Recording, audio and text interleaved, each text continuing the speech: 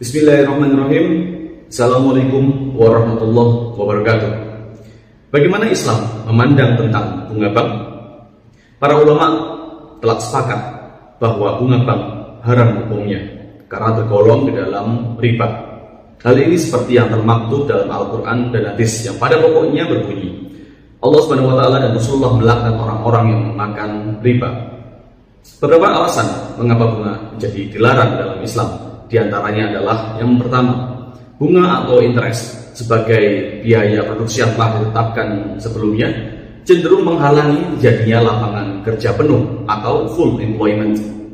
Yang kedua, krisis moneter internasional terutama disebabkan oleh institusi yang memperlakukan bunga.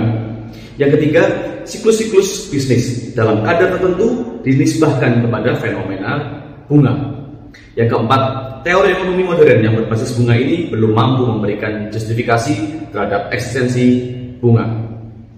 Dalam Al-Quran dan hadis dinyatakan bahwa penarikan bunga adalah tindakan pemerasan dan tidak adil sehingga tidak sesuai dengan gagasan Islam tentang keadilan dan hak-hak milik. Orang-orang yang makan atau mengambil riba tidak dapat berdiri, melainkan seperti berdirinya orang yang memasukkan setan lantaran tekanan penyakit gila. Keadaan mereka yang demikian itu adalah disebabkan karena mereka berpendapat atau berkata, sesungguhnya jual beli itu sama dengan riba. Padahal Allah telah menghalalkan jual beli dan mengharamkan riba.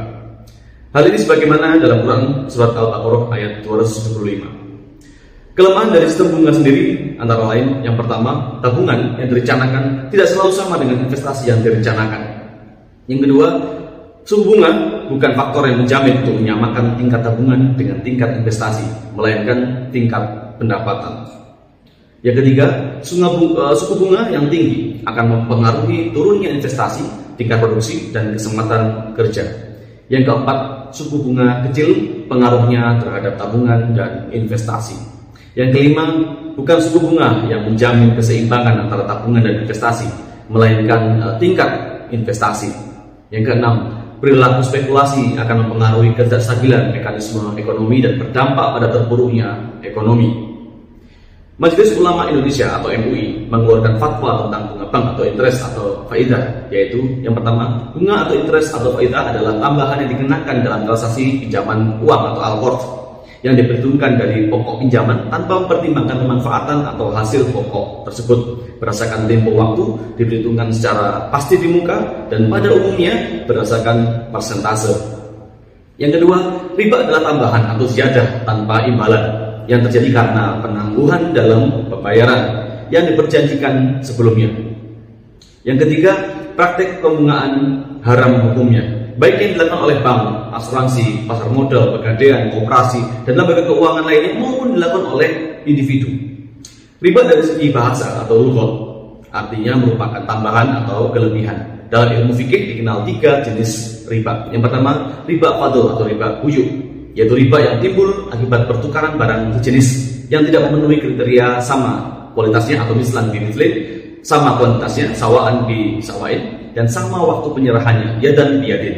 Pertukaran ini mengandung gharar atau ketidakjelasan bagi kedua belah pihak akan nilai masing-masing barang yang dipertukarkan.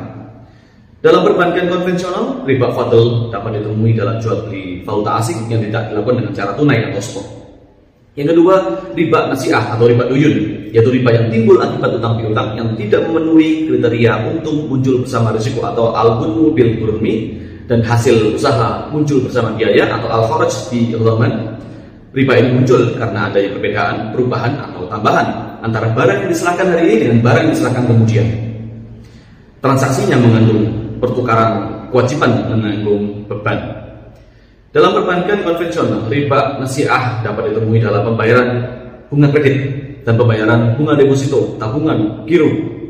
Yang ketiga, riba jahiliyah, yaitu hutang yang dibayar melebihi dari pokok pinjaman karena si peminjam tidak mampu mengembalikan dana pinjaman pada waktu yang telah ditetapkan. Dalam perbankan konvensional, riba jahiliyah dapat ditemui dalam pengenaan bunga pada transaksi kartu kredit. Demikian penjelasan mengenai bahaya riba. Semoga bermanfaat dan membantu untuk lebih teliti dan bijaksana dalam menghadapi setiap perilaku ekonomi dan bisnis yang mengarah kepada praktik-praktik ribawi agar kita senantiasa terhindarkan dari dosa riba yang mengerikan.